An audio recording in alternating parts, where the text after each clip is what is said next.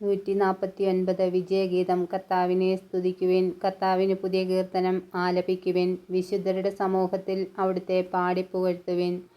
Israel തൻ്റെ സൃഷ്ടാവിൽ സന്തോഷിക്കട്ടെ. സിയോൻ്റെ മക്കൾ തങ്ങളുടെ രാജാവിൽ ആനന്ദിക്കട്ടെ.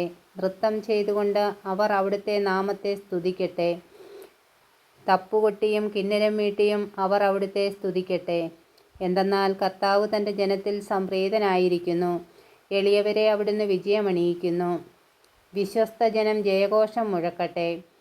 അവർ തങ്ങളുടെ കിടക്കകളിൽ ആനന്ദം കൊണ്ട് പാടട്ടെ.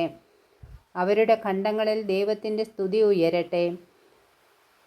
അവർ ഇരുവായ്ത്തലയുള്ള വാൾ കൈകളിൽ ഏന്തട്ടെ. രാജ്യങ്ങളോട് പ്രതികാരം ചെയ്യാനും ജനതകൾക്ക് ശിക്ഷ നൽകാനും തന്നെ. അവരുടെ രാജാക്കന്മാരെ ചങ്ങലകൾ കൊണ്ടും പ്രഭുക്കന്മാരെ ഇരുമ്പു വിലങ്ങുകൾ കൊണ്ടും ബന്ധിക്കട്ടെ. എഴുതപ്പെട്ടിരിക്കുന്ന വിധി അവരുടെ മേൽ നടത്തട്ടെ. അവിടുത്തെ വിശ്വസ്തർക്ക് ഇത് മഹത്വമാണ്. കർത്താവിനെ സ്തുതിക്കുവിൻ.